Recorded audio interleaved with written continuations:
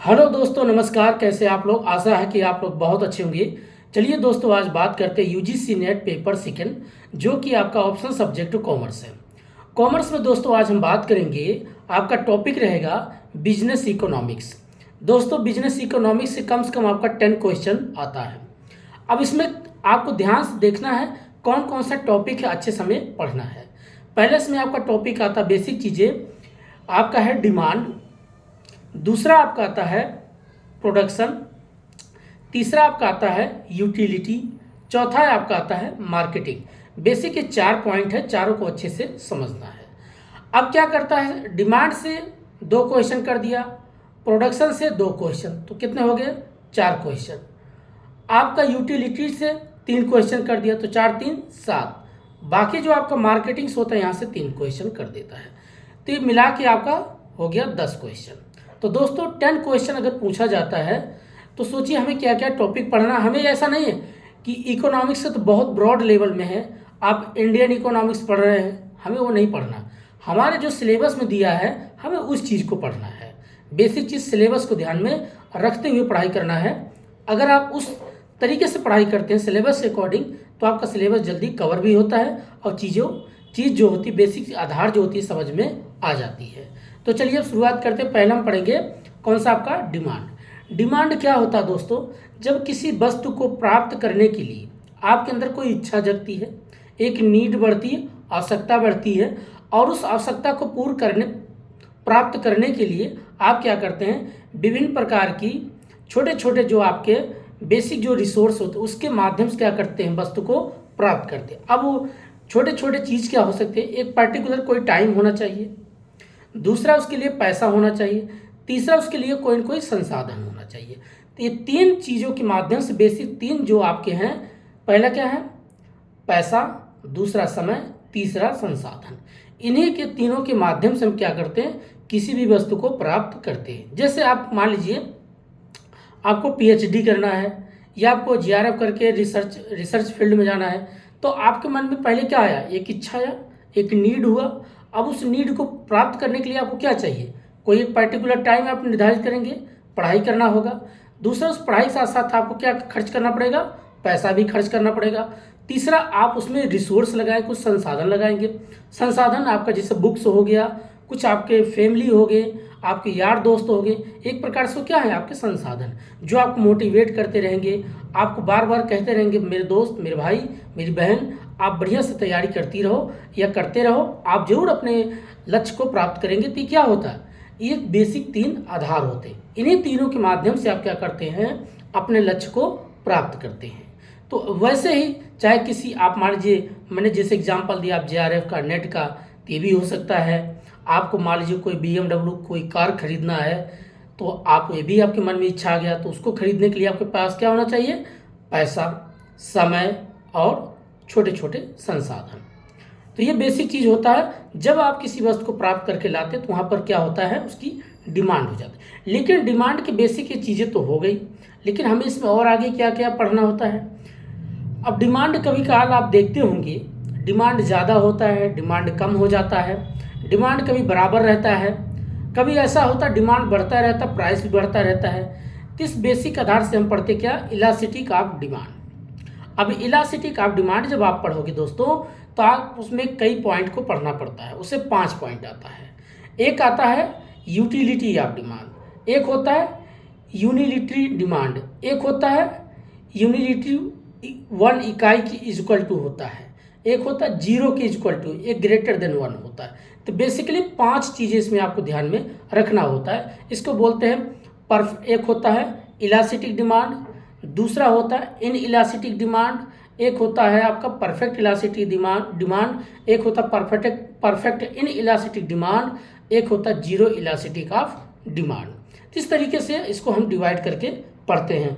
कहीं इसको हिंदी में बोलते हैं पूर्णतया लोचदार, पूर्णतया बेलोचदार, पूर्णतया इकाई लोचदार, पूर्णतया इकाई बेलोचदार, पूर्णतया शून्य लोचदार। इस तरीके से हम हिंदी में भी बात करते हैं।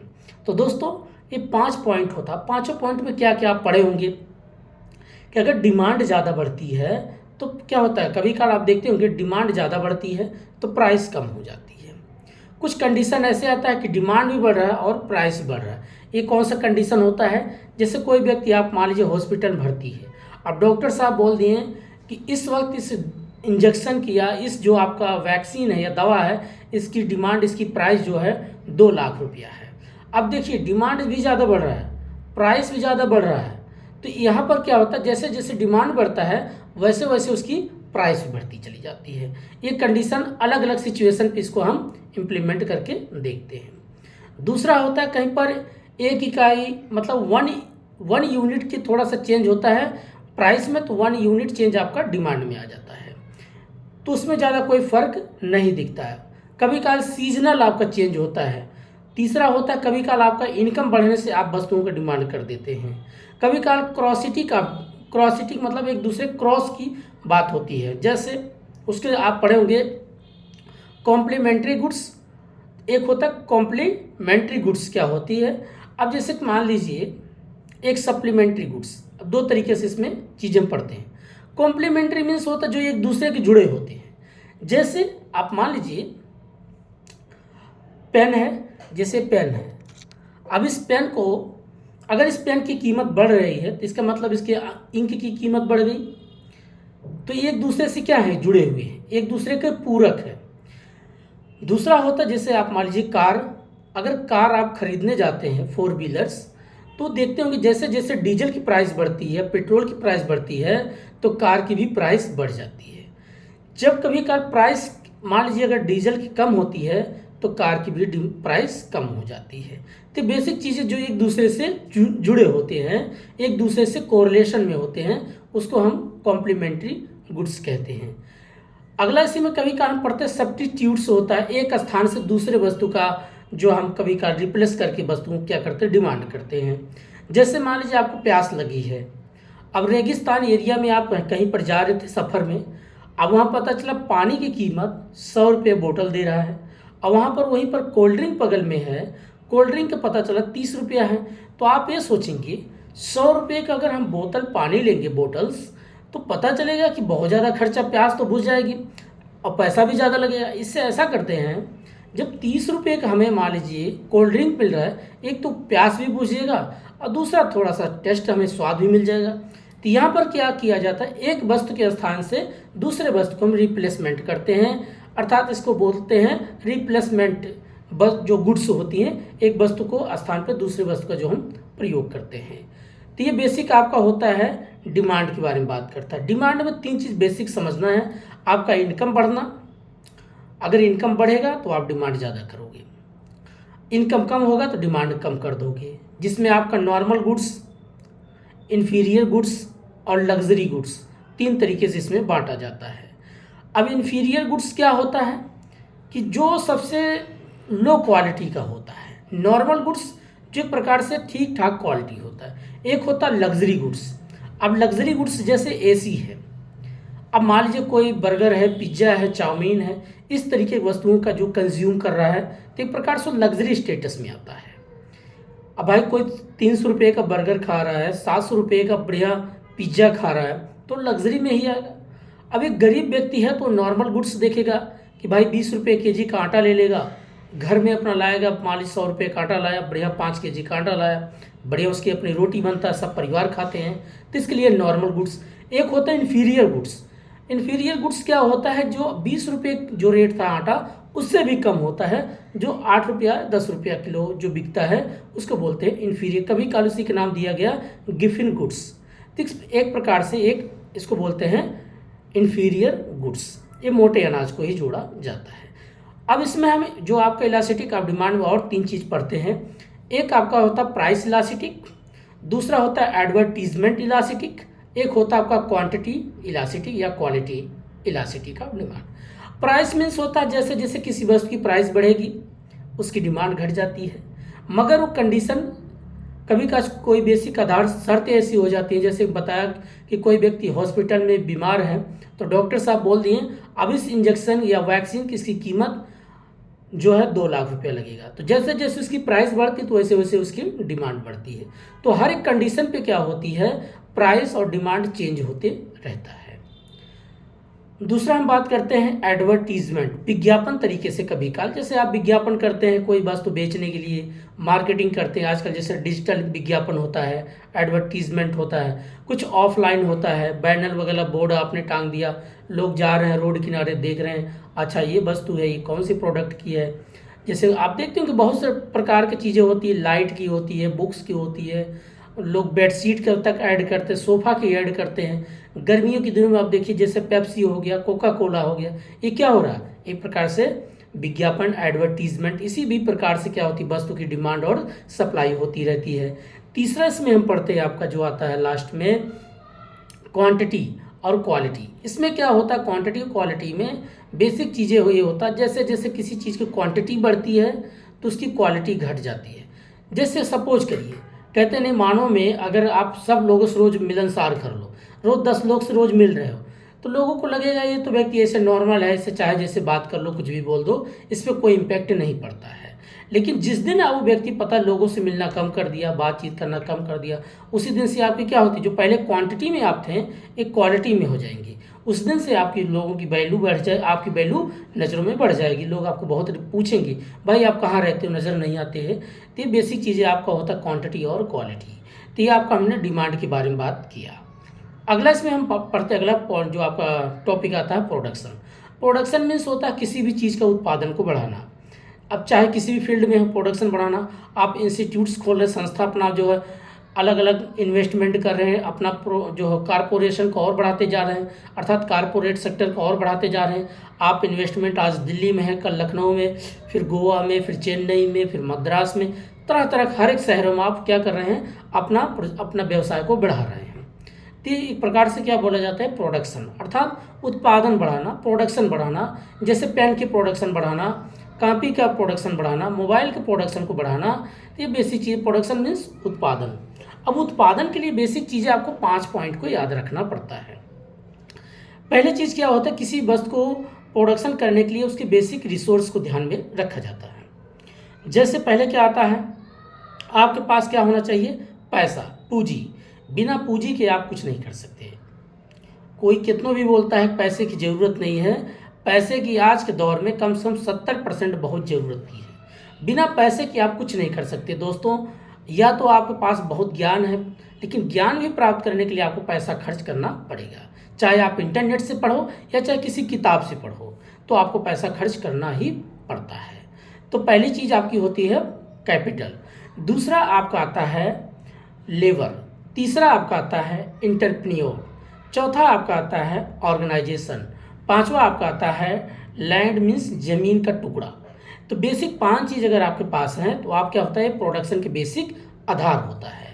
तो भाई सबसे पहले पैसा, जब पैसा होगा तो आप एक ज़मीन का टुकड़ा लेंगे, कोई अपना एक इंस्टीट्यूट से संस्था खोलेंगे, उस संस्था में फिर क्या करेंगे, लेबर लाएंगे उसको मेंटेनेंस करने के लिए। फिर उसमें आप क्या लेके आएंगे, कुछ ऑर्गेनाइजेशन बनाएंगे, अलग अलग संगठन उसमें व्यवस्थित बनाएंगे, मैनेजमेंट करेंगे, ह्यूमन रिसोर्स बेसिक चीज़ आप लाएंगे, स्किल्ड पर्सन रखेंगे या अनस्किल्ड पर्सन रखेंगे, तो ये चीज़ें हो जाएगा, आपका लेबर भी आ गया। फिर उसके बाद उसकी ऑर्गेनाइजेशन करेंगे, एक संगठित बनाएंगे, लोगों का अलग अलग आप क्या करेंगे, प्लान बनाएंगे कि आज का प्लान हमारा ये होना चाहिए, कल का प्लान ये होना चाहिए। एक अलग अलग तरीके से क्या करेंगे आप, नियोजन, एक अलग अलग तरीके से आप क्या करते हैं, प्लान करते हैं, एक प्लानिंग करेंगे, उसके आधार से आप क्या करते हैं, चीज़ों को एडजस्ट करते हैं। फिर उसमें आता है इंटरप्रेन्योर। इंटरप्रेन्योर मीन्स होता है जो आपका साहस, जिसको बोलते हैं उद्यमी। अगर उद्यमी व्यवसाय जो होता है वो रिस्क लेता है। मैं अगर मान लीजिए कोई संस्था खोलूँगा तो सबसे पहले मुझे रिस्क भी लेना पड़ेगा दोस्तों, और जीवन का नाम ही रिस्क है। चाहे आप पढ़ाई कर रहे हैं या चाहे आप जिंदा हैं तब भी आप रिस्क ले रहे हैं। जैसे लोग शादियां भी करते हैं, तो शादियां आजकल रिस्क हो गई हैं, चाहे लड़के के लिए चाहे लड़की के लिए। क्यों? क्योंकि आजकल देखा जाए 70% जो रिश्ते हैं पैसे से ही चल रहे हैं। इमोशनल फीलिंग ये सब कोई इसमें एडजस्ट नहीं होता, ये तो सब दिखावा हो गया है।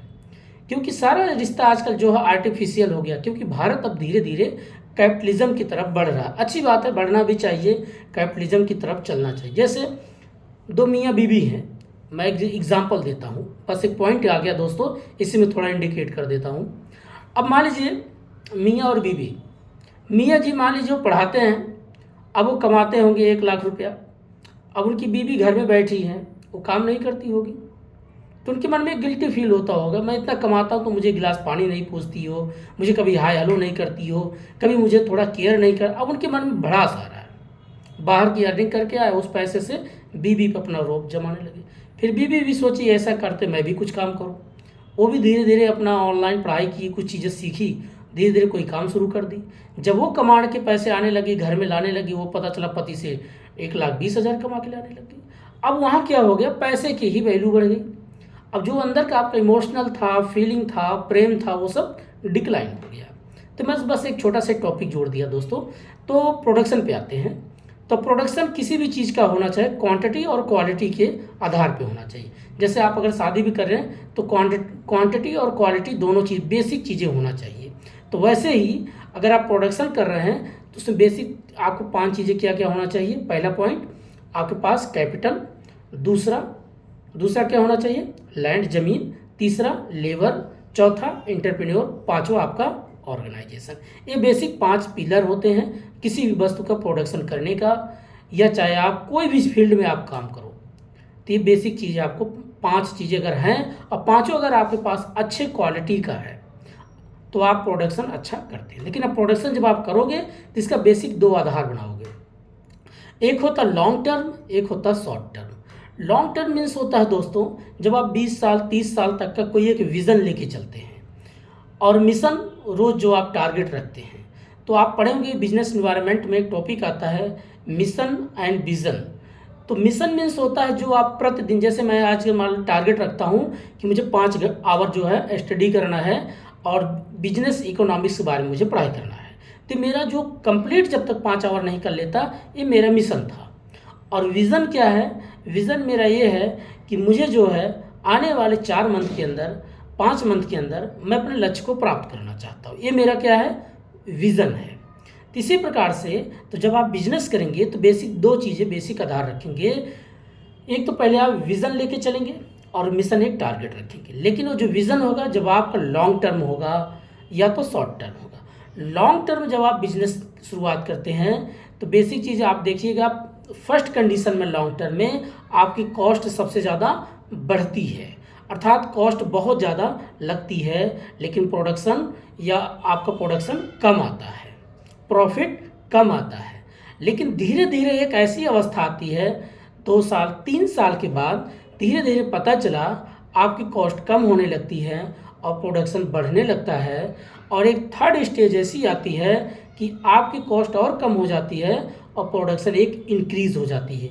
तो लॉन्ग टर्म का जो डायग्राम आपने कभी पढ़ा होगा प्रोडक्शन का, तो दोस्तों ऐसे बना होता है जैसे चाँद बनते हैं ना, ऐसे ये ऐसे ऐसे रहता है। ये समझिए कि मैं ऐसे कर रहा हूँ दोस्तों, ऐसे, तो ऐसे रहेगा चाँद की तरह, ये ऐसे रहेगा। तो इधर से पहले क्या होगा, आपका इंक्रीज़ होगा, बढ़ता जाएगा बढ़ता जाएगा, अर्थात आपका प्रोडक्शन कम होगा लेकिन कॉस्ट ज़्यादा बढ़ेगी। एक समय आएगा बेस पे आएगा कि आपकी कॉस्ट और प्रोडक्शन बराबर, लेकिन थर्ड स्टेज में आते आते आपकी प्रोडक्शन सबसे ज़्यादा होगा और कॉस्ट लागत जो है कम आती है। ये बात किया जाता है आपका लॉन्ग टर्म जब आपका विज़न होता है उसमें हम बात करते हैं दोस्तों। अगला हम बात करते हैं नेक्स्ट, जब आप कभी विज़न शॉर्ट टर्म लेके चलते हैं, अर्थात लॉन्ग टर्म नहीं रहता आपका, किसमें, शॉर्ट टर्म होता है दोस्तों। तो शॉर्ट टर्म में 1 मिनट, तो दोस्तों जब आप शॉर्ट टर्म के लिए विजन लेके चलते हैं तो इसमें क्या होता है, इसका थोड़ा सा उल्टा होता है। क्या होगा, आपकी फर्स्ट कंडीशन में प्रोडक्शन अच्छा खासा होगा, लेकिन सेकेंड स्टेज में आपका क्या होगा, आपकी लागत जितनी होगी उतनी ही प्रोडक्शन होगा, और थर्ड स्टेज आते आते आपके प्रोडक्शन बहुत कम हो जाएगा, लागत ज़्यादा बढ़ जाती है। इसीलिए क्योंकि अगर आप लॉन्ग टर्म कोई बिजनेस करते हैं तो आपकी मार्केट में गुडविल भी बनती है, लोगों से व्यवहार बनता है। इससे क्या होता है, आपका मार्केट का जो होता है काफ़ी लंबा तक, आप किसी भी वस्तु को जब बेचते हैं मार्केट में तो आपकी एक पहचान बनती है, एक आइडेंटिटी बनती है। लेकिन शॉर्ट टर्म के लिए कोई 5 साल के लिए कोई व्यवसाय कर रहा है तो उसकी जब तक पहचान बनेगी और उसके बाद वो व्यवसाय बंद करेगा तो क्या होगा, प्रोडक्शन कम हो जाएगा, डिमांड कम हो जाएगा तो सप्लाई कम हो जाएगा। तो बेसिक चीज़ें हम जो पढ़ते हैं ये प्रोडक्शन के बारे में। तीसरा टॉपिक हम पढ़ते हैं उसके बाद यूटिलिटी। यूटिलिटी मीन्स होता है उपयोगिता। अब उपयोगिता क्या होता है, जैसे किसी वस्तु में वह निहित गुण, any things goods in involve the quality. मान लीजिए किसी वस्तु में वह निहित गुण है, इन्वॉल्व है सॉरी दोस्तों, उसमें जुड़ा हुआ है, जो हमारी आवश्यकताओं को संतुष्ट करती है, उसे हम उपयोगिता कहते हैं, है ना। In which your satisfaction is our my needs, अर्थात जो हमारी आवश्यकताओं क्या करती है, संतुष्ट करती है, जो हम, विच मतलब जो कि, एंड नीड्स एंड सेटिस्फाइड, जो हमारी आवश्यकताओं क्या करती है, संतुष्ट करती है, उसी को हम बोलते हैं उपयोगिता। अब जैसे मान लीजिए आपको प्यास लगा है, अब प्यास लगा है, अगर उस वक्त आपको बढ़िया एक अच्छा सा कोल्ड ड्रिंक मिल जाता है या ठंडा मिल जाता है, बेल शरबत मिल जाता है, तो अब उस वस्तु में जो निहित गुण है, उसमें गुण क्या है, ठंडापन, मीठापन। अब आप जैसे उसको हर एक सीप, एक एक सीप करके पीते हैं, तो आपकी आवश्यकता क्या करती है, तृप्त करती है ना। तो उसी कहा गया है कि वह वस्तु जिसमें कोई, कहते किसी, एक एग्जाम्पल ऐसे ने, किसी वस्तु में वह निहित गुण, निहित है, उसमें जो जुड़ा हुआ है, उसमें इम्पैक्ट है, उसमें जो इंक्लूसिव है, जुड़ा हुआ है, जो हमारी आवश्यकताओं को संतुष्ट करती है, उसे हम उपयोगिता कहते हैं। तो दोस्तों एक प्रकार से अगर देखा जाए तो उपयोगिता की बेसिक चीज़ें हम जो बांटते हैं, इसके दो डायग्राम बनाते हैं। अब इसमें दो डायग्राम क्या, एक होता है आपका फर्स्ट जो डायग्राम बनेगा, इसको बोलते हैं कॉर्डिनल, दूसरा होता है आपका ऑर्डिनल। कॉर्डिनल मीन्स होता है जो हम किसी चीज़ को काउंट कर सकते हैं, नाप सकते हैं, मेज़र कर सकते हैं। इसमें हम पढ़ते हैं, डायग्राम बनाते हैं एक्स और वाई, और एक ऐसे डायग्राम जब बनाते हैं तो इसको तीन कंडीशन बांटते हैं। एक होता फर्स्ट स्टेज, सेकंड स्टेज और थर्ड स्टेज। तो जिसमें तीन स्टेज क्या होता है, एक होता है पॉजिटिव, दूसरा होता है इसमें जीरो, तीसरा होता है निगेटिव। तो बेसिक तीन चीज़ को हम आधार बनाते हैं। जैसे अगर मान लीजिए आप पहली कंडीशन में कॉर्डिनल पढ़ेंगे कि आपको मान लीजिए कि आपने नई बाइक लेके आते हैं अपने घर में, मान लीजिए 1 लाख की बढ़िया आप बाइक लेके आए अपने घर में, तो आप देखते होंगे कम खर्चा लगता है, 1 लीटर पेट्रोल आप उनमें फिल करते हैं, डालते हैं, और बढ़िया कम से कम 70 की स्पीड गाड़ी चलती है। तो अभी क्या हो रहा है, इसको बोलते हैं कि फर्स्ट कंडीशन जब चलती है इसको पॉजिटिव बोलते हैं। एक समय 2-4 साल के बाद ऐसा स्टेज आता है कि गाड़ी की पता चला आपने जितना पेट्रोल डाला है, आपने डाला 100 रुपये मान लीजिए पेट्रोल, उसमें आपने फिल किया, और वो पता चला 50 की एवरेज देने लग गई। पहले 70 थी, अब क्या हो गई, 50 की देने लग गई। तो धीरे धीरे क्या होता है, आपको लगता है कि जितने की मैं पैसा लगा रहा हूँ उतनी एवरेज बल्कि घटती जा रही है। ये होता है आपका सेकंड स्टेज। थर्ड स्टेज में क्या होता है, एकदम वस्तु वहाँ से और ज़्यादा माइनस होने शुरू हो जाती है। ऐसे समझते हैं, एक ऐसे खाने पीने चीज़ के वस्तु एग्जाम्पल लेते हैं। जैसे मान लीजिए आपको बहुत ज़ोर भूख लगी हो, तो आप जब पहला उसमें आप मान लीजिए कि रोटी खाते हैं, ब्रेड खाते हैं, तो आपको बहुत ज़्यादा संतुष्टि मिलती है। दूसरा खाते हैं तो और थोड़ा सा कम हो जाता है, तीसरा और कम, चौथा और कम, पाँचवा और छठा और सातवें जाके आप एकदम जीरो हो जाते, बोलते अब मैं सेटिस्फाइड हो गया, संतुष्ट हो गया। तो आप देखते हैं कि धीरे धीरे पहले पॉजिटिव था, उसके बाद धीरे धीरे एक समय जाके वो जीरो हो जाता है। जीरो के बाद अगर आप ज़्यादा कंज्यूम करेंगे तो वहाँ निगेटिव इम्पैक्ट होगा, या तो आपको वोमिटिंग हो सकता है, या तो आपको पेट में कोई दिक्कत हो सकती है। तो इस प्रकार से वहाँ क्या होती है, निगेटिव दर्शाने लगता है। तो जो इसमें हम पॉइंट पढ़ते हैं, आपका होता है कॉर्डिनल मीन्स जिसको किसी चीज़ को मेज़र किया जा सके, नापा जा सके। अगला पढ़ते हैं ऑर्डिनल। ऑर्डिनल मीन्स क्या होता है, जिसको मेज़र नहीं कर सकते हैं, बस एक समझ सकते हैं कि किसी वस्तु को कितना प्यास है या कितना आज का टेम्परेचर, जैसे टेम्परेचर है नाप सकते हैं। जिसको हम नाप सकते, मेज़र कर सकते हैं, वो होता है कॉर्डिनल। और जिसको मेज़र नहीं कर सकते, उसको हम मेज़र मतलब नाप नहीं सकते, उसको बोलते हैं ऑर्डिनल। तो ज़्यादातर दोस्तों कॉर्डिनल ही पढ़ा जाता है, इंक्रीज, कॉन्सेप्ट और डिक्रीजिंग। इसमें बनता है टोटल प्रोडक्शन, अर्थात एवरेज कॉस्ट, मार्जिनल कॉस्ट। तो बेसिक चीज़ें आपको पढ़े होंगे कि एवरेज जैसे बढ़ता है तो मार्जिनल उससे पहले बढ़ता है, एवरेज जैसे डाउन होता है मार्जिनल उससे पहले ही डाउन हो जाता है। तो बेसिक चीज़ें आपका टॉपिक हो गया तीसरा, यूटिलिटी। अब चौथा टॉपिक इसमें अगला हम पढ़ते हैं जो आपका है बेसिक मार्केटिंग।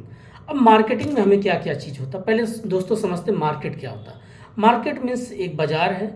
अब बाज़ार किस तरीके का होता है, लॉन्ग टर्म के लिए होता है, शॉर्ट टर्म के लिए होता है, पब्लिक मार्केट होता है, प्राइवेट मार्केट होता है। हर एक प्रकार से बाजार को डिवाइड किया गया है। जनसंख्या के बेस पे मार्केट डिवाइड किया गया है। जनसंख्या अगर अपर फैमिली देखते होंगे मॉल में जाके वस्तु खरीदते हैं, लोअर फैमिली के लोग जो होता है रेडी से या कुछ जो या स्थायी रूप से जो मंडी लगती है वहाँ से वस्तु खरीदते हैं। तो एक प्रकार से उसको क्या बोलते हैं, बाजार। लेकिन बाजार में हमें क्या क्या चीज़ पढ़ना है? बाजार में 3 चीज़ बेसिक पढ़ते हैं दोस्तों। एक परफेक्ट कंपटीशन क्या होता है, मोनोपोली क्या होता है और ओलिगोपोली क्या होता है, इसके बारे में हमें समझना है। परफेक्ट मीन्स होता है जहाँ पर सेलर ज़्यादातर हों। अब मान लीजिए कोई 10 दुकानें हैं, एक पता चला पेन बेच रहा है अलग कंपनी का, दूसरा भी कोई पेन बेच रहा है अलग कंपनी का, लेकिन 10 दुकान है और 10 अलग अलग दुकान है और सभी दुकानें पेन बेचती हैं। तो यहाँ पर क्या बोला जाएगा, एक प्रकार से परफेक्ट कंपनी, एक दूसरे में कंपटीशन है, तो एक दूसरे में होड़ है। कोई सोचेगा मैं कुछ कम रेट करके बेच लूँ, दूसरा सोचेगा मैं कम रेट करके बेच लूँ। तो यहाँ फ़ायदा किसका होता है, कस्टमर का। तो जो बायर होता है उसका फ़ायदा होता है, सेलर का इसमें एक प्रकार से घाटा होता है। दूसरा होता है इसमें आपका मोनोपोली। मोनोपोली क्या होता है, जहाँ पर एक ही व्यक्ति कोई वस्तु बेच रहा हो। जैसे एग्जांपल लेते हैं आपका रेलवे, तो रेलवे गवर्नमेंट का ही मोनोपोली है। अब इसका रेट अपने मनमानी चाहे जितना किराया बढ़ा सकता है चाहे घटा सकता है, जिसपे किसी एक व्यक्ति का पूरा उस पर क्या होता है, कंट्रोल होता है, उसको बोलते हैं मोनोपोली। दूसरा हम तीसरा पढ़ते हैं ओलिगोपोली। ओलिगोपोली क्या होता है दोस्तों, ये इसको बोलता है अल्पाधिकार। ये बहुत कम समय के लिए होता है लेकिन इसकी कीमत बहुत ज़्यादा हाई होता है। अल्पाधिकार जैसे कोई एक डॉक्टर है, आपके आसपास कोई डॉक्टर नहीं है और कोई व्यक्ति बहुत भयंकर बीमार हो गया।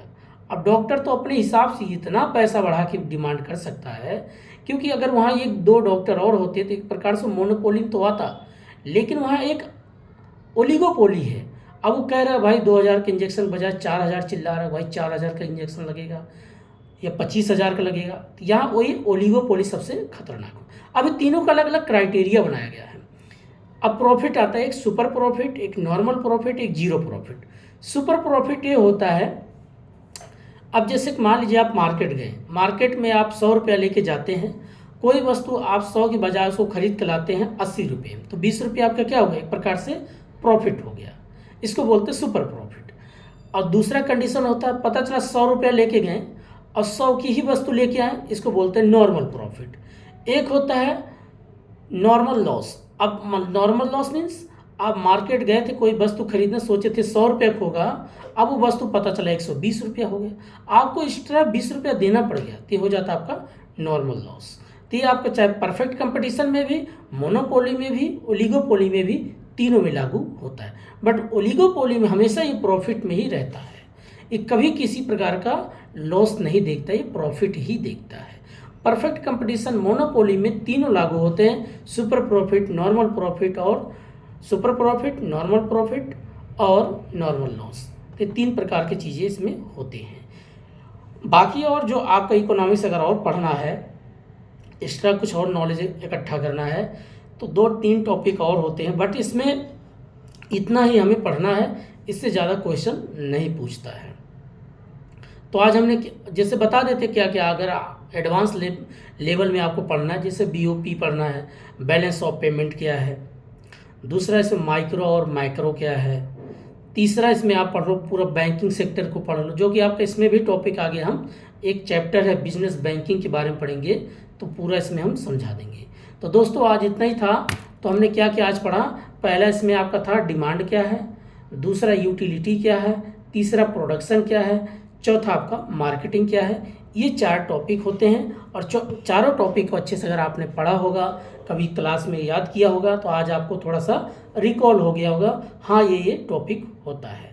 तो दोस्तों आज इतना ही, तब तक के लिए नमस्कार, जय हिंद।